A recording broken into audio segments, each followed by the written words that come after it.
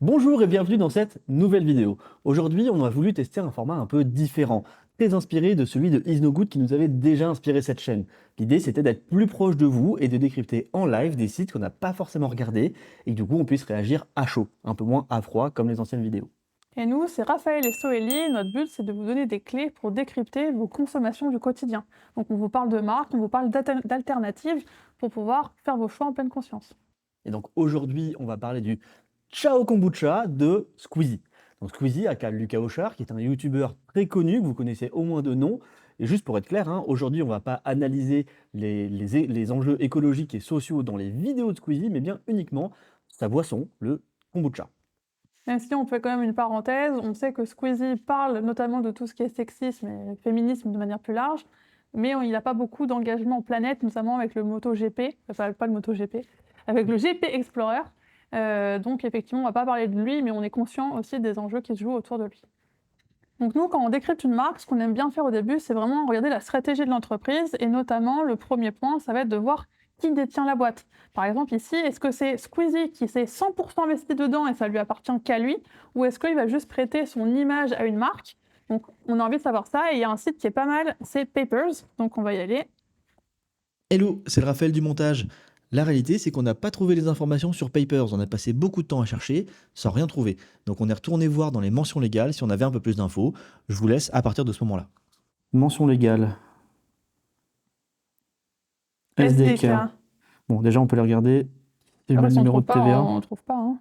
Il est là, son numéro. Ouais. Tin. Est-ce qu'on va trouver? Je ne sais pas. On n'a pas trouvé l'entreprise sur Papers avec Lucas Auchard, Squeezie ou Ciao Kombucha. Et en regardant les mentions légales, on a vu que ça s'appelait plutôt SDK et on a retrouvé le Sirène. Et avec le Sirène, on a pu retrouver l'entreprise dans l'annuaire des entreprises, qui est un site du gouvernement.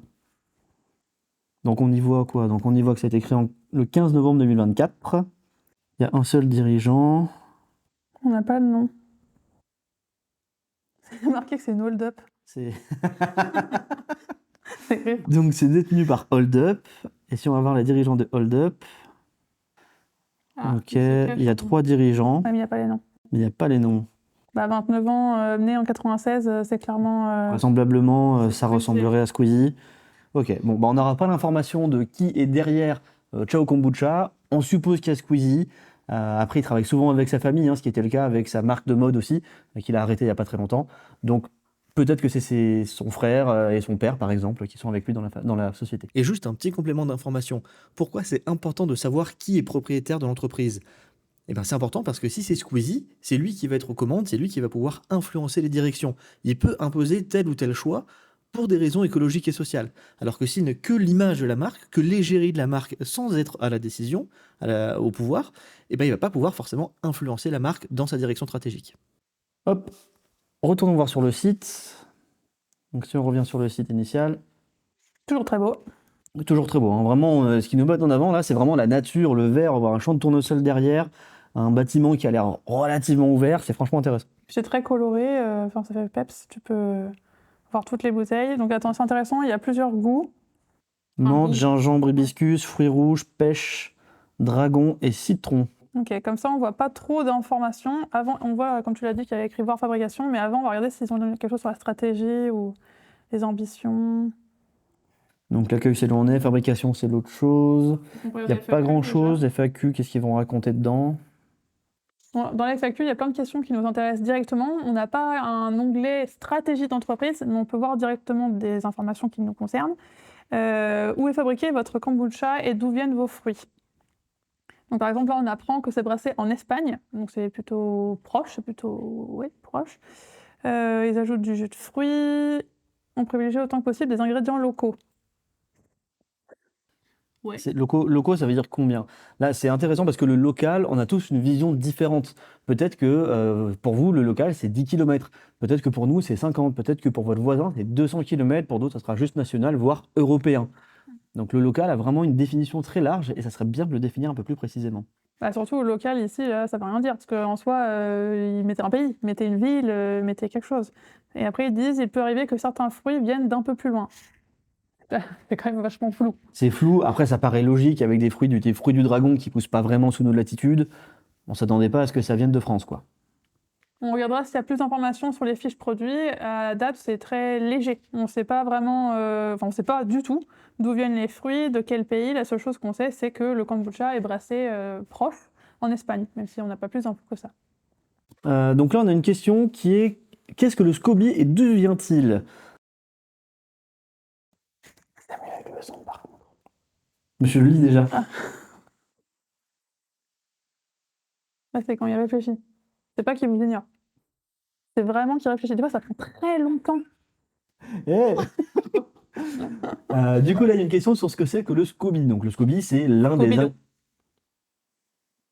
des ingrédients principaux du kombucha. Donc, il explique très bien, hein, c'est un élément clé, c'est cultivé depuis des années en Asie. Le kombucha, c'est une boisson qui est relativement ancienne, en tout cas, ça fait un petit moment déjà qu'on la connaît. On n'est pas vraiment sûr de la date du début de création du kombucha, mais c'est pas récent, quoi. Et le SCOBY, c'est un champignon. Et le SCOBY est un champignon. C'est ce qui permet justement d'avoir ces côtés bactéries et c'est ce qui va ramener ce côté fermenté dans le kombucha et ce côté un peu gazeux. Si on a voulu faire cette vidéo aussi un peu rapidement, c'est qu'on trouve que c'est plutôt encourageant si des gros youtubeurs mettent en avant des choses plutôt diététiques, on en reparlera, mais c'est quand même vachement chouette si on peut remplacer le coca par ce genre de choses. Donc effectivement là, il pose la question, est-ce que c'est une bonne alternative au soda? Alors effectivement, c'est moins sucré que du coca. On ira voir d'ailleurs si eux, ils ont du sucre là-dedans. Et donc c'est faible en calories, c'est quand même plutôt à base de choses naturelles. Encore une fois, on n'a pas les ingrédients, mais de manière générale, c'est quand même plutôt ça. Donc effectivement, ça paraît mieux pour les intestins et votre santé que des sodas, des trucs qu'on peut retrouver dans l'industrie, quoi. Un petit bémol quand même sur cette question-là, puisqu'ils nous disent que ça contient des probiotiques naturels, des bonnes bactéries qui aident à maintenir l'équilibre de la flore intestinale. Malheureusement, la littérature scientifique sur les bienfaits du kombucha est assez légère, donc on ne sait pas vraiment si ça a un effet bénéfique.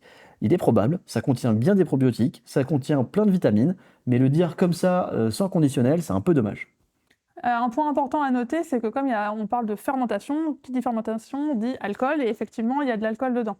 Donc c'est très très minime, hein. Là, ils disent que c'est entre 0,1% et 1,2%, donc vraiment très très peu. Par contre, ça pose quand même la question pour les femmes enceintes, c'est pas noté. Ils disent que ils sont en dessous des seuils pour être considérés comme une boisson sans alcool. Oui, donc en fait, ils sont considérés comme une boisson sans alcool. Mais est-ce que c'est OK pour les femmes enceintes? Ouais, même pour les enfants, pour les jeunes enfants.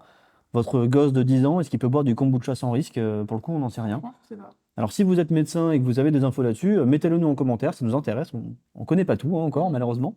Mais voilà, n'hésitez pas à nous dire. Donc là, grâce à la FAQ, qu'est-ce qu'on apprend? On apprend que le kombucha, ça vient de la fermentation d'un champignon, donc le SCOBY. C'est plutôt naturel, donc effectivement, il va y avoir des fruits qui vont être ajoutés. Là, ce qu'on apprend aussi, c'est qu'on ne sait pas d'où ils viennent, donc en fait, on n'apprend pas. On sait juste que c'est brassé en Espagne. On sait qu'il y a une petite dose d'alcool, mais qui n'a pas l'air d'être Problématique, ouais, en tout cas. problématique, je ne sais pas trop. Et que, effectivement, c'est pas pasteurisé pour garder le maximum de bactéries, probiotiques, etc. Bon, et donc là, on n'a pas beaucoup d'informations malgré tout.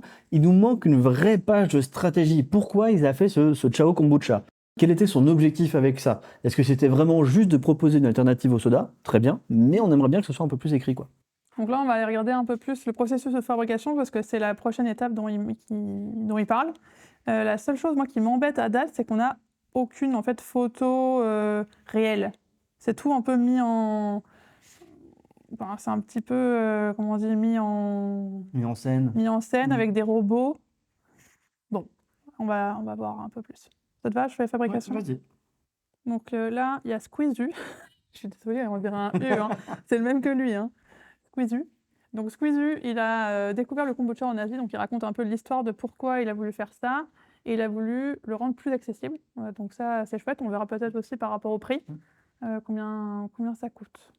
Et donc du coup, on retrouve un petit peu cette idée de son objectif, c'est de réduire la consommation de soda, notamment chez les jeunes, j'imagine, puisqu'il devait en consommer sûrement une quantité significative. Donc pour le coup, ça, c'est plutôt bien d'utiliser son influence pour aider la santé des plus jeunes et même des plus âgés. Très bien là-dessus, pas de souci.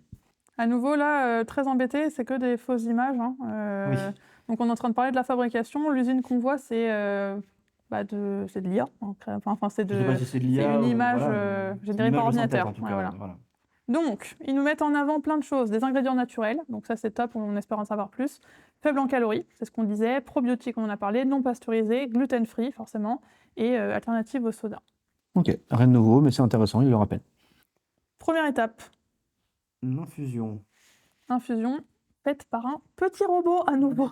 C'est dommage, il manque un côté humain là, parce que c'est clairement pas un robot qui le fait dans la réalité. Ça aurait été intéressant d'avoir des images plutôt des personnes, quoi. Surtout que quand vous voyez l'image, mais c'est pas un robot, c'est Wall-E quoi. Oui, c'est Wall-E, exactement. C'est exactement Et ça. les images, c'est encore du faux en derrière. Et les images, tout est du faux. Mm. Et à la limite, même si ça pouvait être un argument marketing de côté un petit peu moderne, etc., ben, mettez-nous un lien pour qu'on puisse voir une vidéo de l'usine ou des photos des gens qui travaillent. Nous, on veut un peu d'humain derrière, quoi. Et on retourne sur ce qu'on vous disait, nous, il y a un équilibre dynamique à avoir avec vos partenaires, vos fournisseurs, etc. Là, on n'a vraiment rien. C'est un peu surprenant, mais on va continuer. Donc ça, c'était la première étape, infusion. Donc ils infusent les feuilles de thé vert. C'est intéressant d'ailleurs ça, thé. Pourquoi du thé? On n'avait pas parlé. Si, c'est la base du kombucha. Ah pardon, j'ai pas suivi. Donc fermentation. Pareil, il n'y a pas d'image. Mm.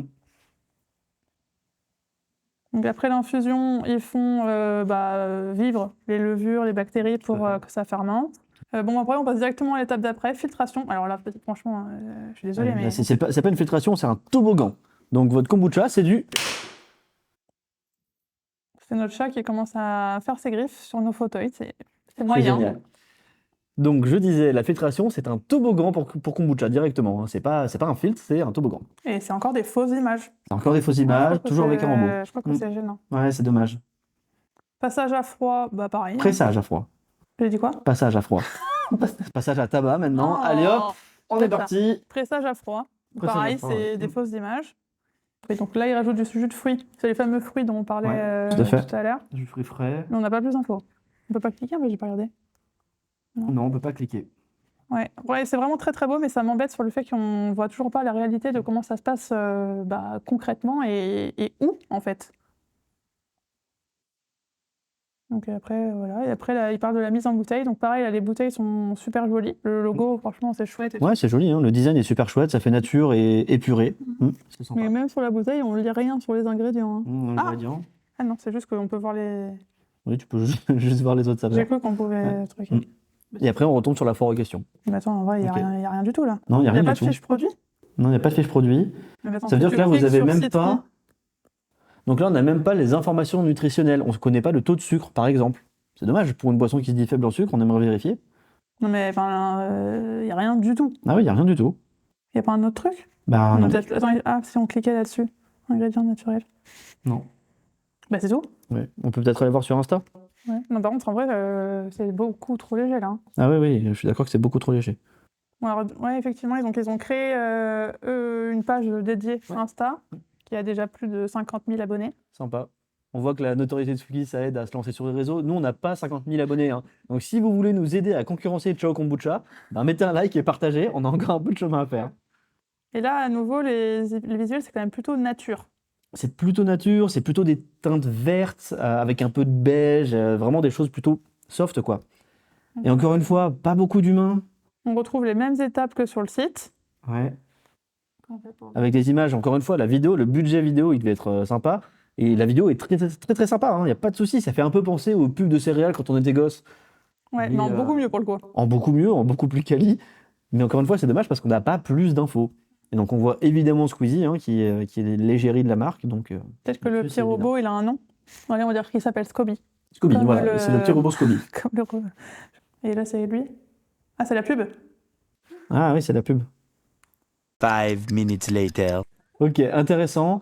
Encore une fois, c'est très nature, c'est très fruits purs, etc. Mais on n'a pas plus d'infos que ça, donc c'est dommage. Et alors, juste pour l'anecdote, la tête du gars à la fin, c'est parce que vu que c'est un goût un peu différent du soda, c'est moins sucré, c'est un peu surprenant au début. Donc c'est peut-être la première réaction que vous aurez en buvant du kombucha.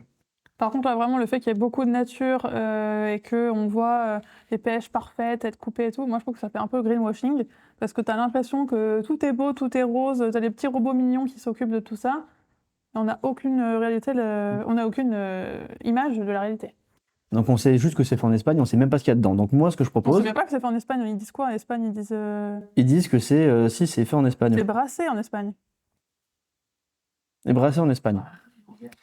Moi, ce que je te propose, c'est qu'on essaie de trouver la composition directement sur les fiches produits, parce que normalement, quand tu le vends, tu es obligé d'avoir une fiche produit. Ah ouais, j'ai vu qu'il était dispo sur Vegetal Food. Ok. Eh ben, allons voir sur Vegetal Food. Donc, on va prendre. Ah, bah, ils sont en rupture de stock, tiens, mais ça doit bien marcher, le Chao Kombucha. On va prendre le premier, hein. Attends, par contre, il y avait le prix. On va le retrouver ici. 3,50 € TTC. 3,50 € pour une bouteille de 33 centilitres. Bon, Ok. par contre, il faudra qu'on aille. Ouais, on va les comparer avec les autres prix. Ça me paraît cher, il me semble que j'ai vu du kombucha bio qui est le même prix pour une bouteille complète. Mais il faut regarder. Ok, on va regarder ça. En tout cas, le marketing, encore une fois, est très propre, hein, les images et tout. Description. On retrouve à peu près les mêmes informations. Ok, détail du produit. On a la fiche technique et ingrédients. Ah, voilà des infos. Le sucre, ils disent quoi? Presque entièrement consommé pendant la fermentation. Donc en fait, c'est ce que disait Raphaël au début. On met du sucre pour que ça aide la fermentation, mais ils disent pas la quantité. Si, on la voit un peu plus bas, il y a 2,9 grammes de glucides, dont 2 grammes de sucre. Autant pour moi. Donc là, c'est super intéressant pour le coup, et ils ont raison, puisque le Coca, par exemple, il a environ 11 grammes de sucre pour la même quantité. Donc 11 grammes par rapport à 2, vous divisez par 5, voire par 6 le sucre présent dans votre boisson. Donc ça, c'est vraiment, vraiment significatif, ça, c'est bien. Et quelques édulcorants, glycosides de stéviol issus de stevia. Donc ça, c'est plutôt bien, parce que ça aurait pu être beaucoup plus simple de mettre de l'aspartame. Mais l'aspartame, bon, ça fait un peu débat, il y a des impacts sur la santé qui sont pas incroyables. La stevia, au moins, c'est beaucoup plus naturel, donc c'est mieux. Ok, par contre, là, pareil, il n'y a rien de bio. Donc les fruits, bon, on n'en sait pas plus, hein. On ne sait pas d'où ils viennent, on ne sait pas où ils ont été récoltés, etc. Et ça n'a pas l'air d'être bio du tout, parce que c'est pas mentionné. Donc c'est petit arrière-goût de pesticides. Donc ça c'est bien, hein, nickel, ils s'engagent pour la santé en réduisant le sucre, mais en bio ça aurait été mieux parce que surtout vu le prix, je pense qu'on peut faire ça en bio, hein. Je vais regarder quand même une autre saveur pour voir si ça change quelque chose. 12 seconds later. Bah, Ouais, c'est globalement à peu près les mêmes valeurs à chaque fois. les taux, enfin les pourcentages de fruits varient, mais c'est grosso modo la même chose, grosso modo les mêmes ingrédients et à peu près le même taux de sucre, 2 ou un peu plus grammes pour 100 ml. Voilà, on va peut-être juste comparer par rapport à un kombucha bio, parce qu'en fait, déjà ça, c'est une alternative au soda de manière générale, ça sera moins sucré et plus naturel. Par contre, il existe aussi du kombucha bio, avec plus d'infos sur la manière dont c'est fait. Il faut lui mettre la tête, sinon il ne peut pas déverrouiller le téléphone. Ah bon, ça n'a pas marché. Donc là, c'est par exemple, sur la fourche, on voit du kombucha bio, mais 5 € le litre.